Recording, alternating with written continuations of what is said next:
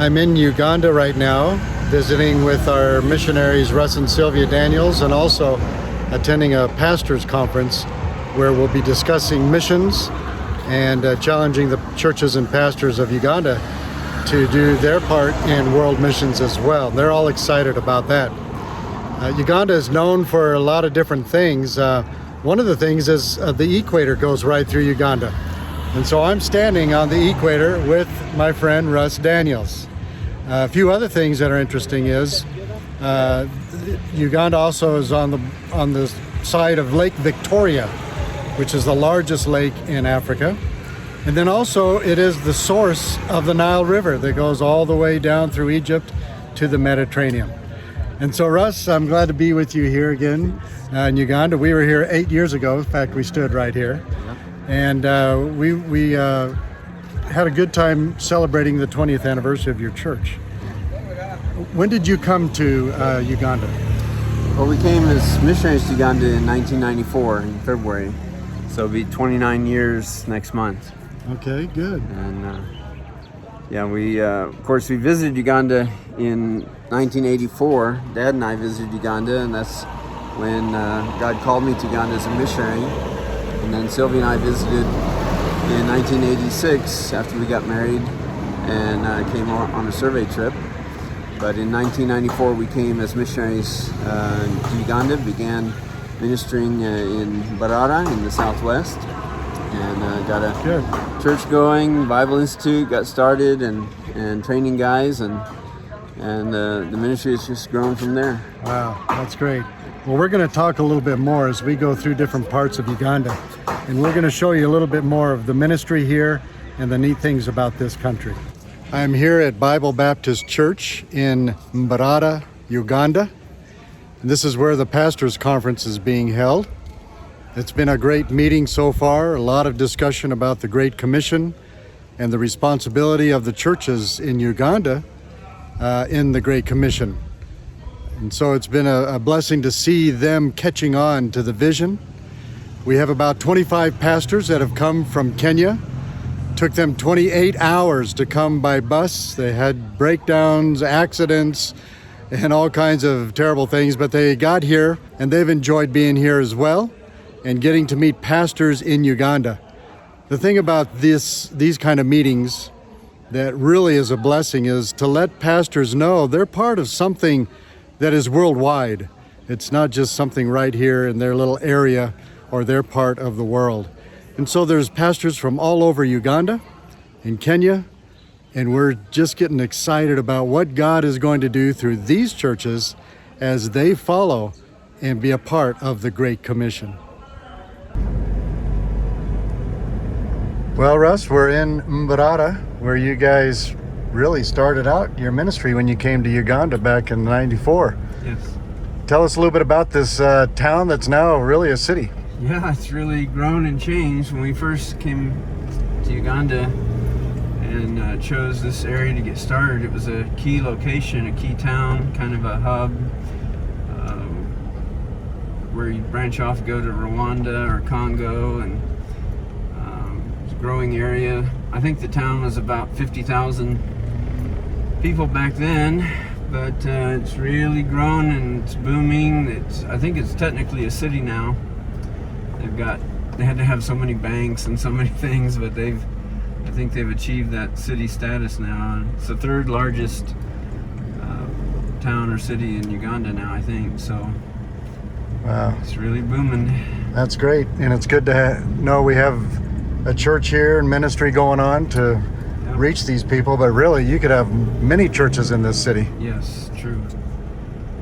Yeah, we have the church Hadantade, and then the church in Kakoba that the Japanese missionaries Kazuhiko Sato started. That's good. So really we need more missionaries, don't we? Yes, we definitely need more missionaries. And that's why we've been praying the 938 Yes. prayer is, Lord, send more laborers. And when I come into places like this in Uganda here, it's like, wow, we need many more. Yes. Well, Russ, this is the town of Mbarara behind us, and actually it's become more of a city now. Right. and it has grown quite a bit since you came in 1994. When you first came here and you began to start your ministry, tell us about the first church and how it started. Well, we rented a house that had a nice covered front porch, and we bought some benches and just started meeting on the front porch of our home on Sundays. We had people coming from the neighborhood around, and people we had met and witnessed to. One man that we had led to the Lord in town. We first came looking for places to live, and people would come and have service with us there on the front porch of our home. That's pretty neat. And from that front porch, you went to other building, moved to other places, and then you finally built the large building where we're having the conference at. That church now has its own pastor, Pastor Naboth, and you had the privilege of leading him to the Lord. Tell us a little bit about him. Okay. Pastor Naboth was attending a boys' high school just around the corner from the place where we rented our home and started the church on the front porch. And a lot of the high school boys would come and attend the service with us. We were brand new missionaries and a little naive and whatever, but anybody who made a profession of faith, we'd give them a Bible and start, some lessons, some discipleship lessons with them. And pretty soon, young men were coming to make a profession of faith and get a free Bible. But a lot of Naboth's friends kept telling him, "Oh, you should go to that service. Go to where that white man is having a service." And he would come past and see our place. He'd see us in their meeting, and he was Anglican, and he knew his religion was right, and he didn't need anything, and he wouldn't come in, and he'd go on past. And another Sunday he'd come by again and see us in there, and the Lord was convicting him, speaking to his heart. You should go in there, and he wouldn't do it. He just kept going by, and eventually one Sunday he couldn't resist. He just said, "All right, I'm going to go in and see what this white man has to say." And so he came in and met with us and attended the service and heard the gospel, and came forward and got saved, led him to the Lord, and then began discipleship with him, and later on got him into the Bible Institute program, and now he's the national pastor there, and he's led the church to have an orphanage and school, and now he's started up this Independent Baptist Fellowship of East Africa, helping Independent Baptist pastors and churches all over the country of Uganda, and then even into Kenya, and excited about sending out missionaries now from Uganda to other countries. That's really exciting. And I've met Naboth 8 years ago when I was here for the church's 20th anniversary. Mm-hmm. And you could tell he really has a heart for God and a heart for people. Wants to see people come to know Christ as their Savior. And out of that church, other churches now have been started. Yes. And you've been part of seeing other churches started and training national pastors. And that's what missions is really all about, is a missionary coming to the mission field like Uganda, like Russ and Sylvia have done, lead people to Christ, train them, and then they take the work and go from there. Yeah. And it's so exciting to see what's happening here in Uganda. Well, Russ, we've traveled quite a bit in the last day and a half. Yes. We drove about 6 hours yesterday through a town called Fort Portal, mm-hmm. and nice paved roads. Went through a number of towns that we really don't even have churches. Right. And probably not any kind of gospel witness. Right.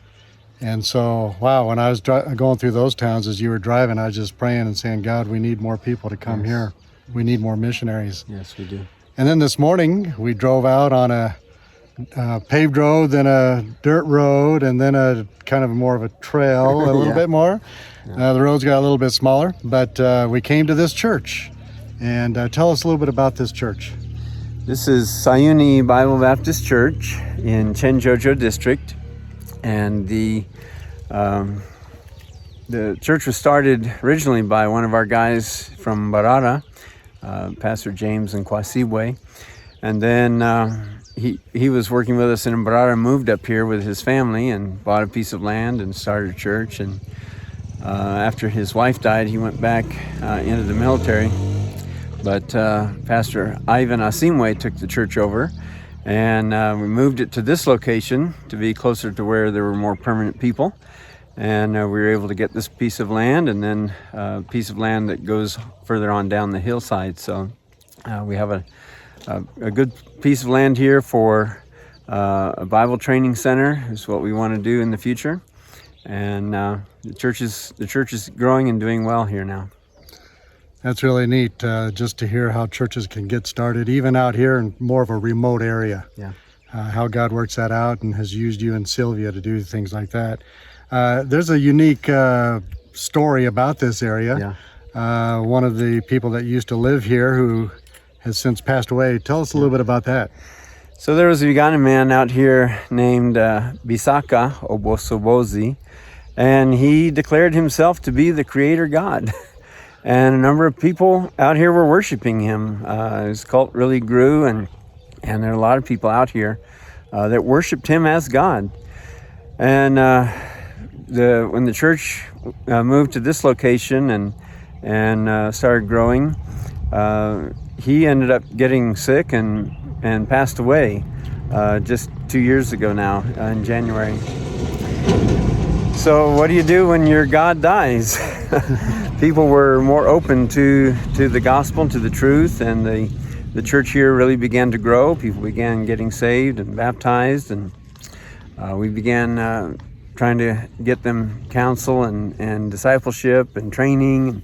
Pastor Navith would come up here from Barada and do some evangelism and teaching and training. And now we've got 2 new churches that have been started out of this church in various villages nearby, and the work is really growing. Wow, that's really neat. And just to hear some of those stories, but that just gives us the idea that these people really do need to hear the way, the truth, and the life. Yes, that's right. And believe in Jesus Christ who died for them, and they just need to hear that story. Many of them haven't. Yes. Really, Satan's deceiving people with all kinds of things, isn't he? Yeah, it's true. There's so much deception and false belief and everything. But last time we were out here, there were a number of young men who said, "We really want Bible training, and please come out here and establish a training center so we can learn the Bible and grow." Wow. Well, you've seen the need here, and thankfully we have a missionary here. The Daniels have been here about 29 years. We had a missionary that was here before them, just for a short time, and then ended up going back to the States. So really, Russ and Sylvia, you guys have been the only ones we've had here, virtually our only missionaries. And thankfully, we have another young family, the Laternos, who are raising their support on their trying to come here, hopefully this year. And if you can have them in your church to take them on for support, we need to get them here quickly. Yes, we do.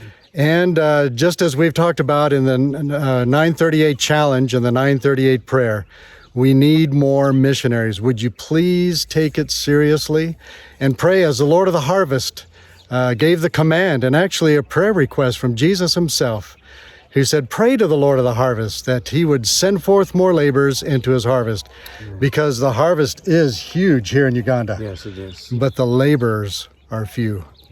So we thank you for joining the Project 938 podcast. And, we have a lot of other episodes as well on our YouTube channel, so make sure you check that out. But this one comes all the way from Uganda, and we hope that you will have been blessed by this and have been moved to pray for more laborers. And maybe you are the one that God wants to send here to Uganda. So thank you for joining us, and God bless you.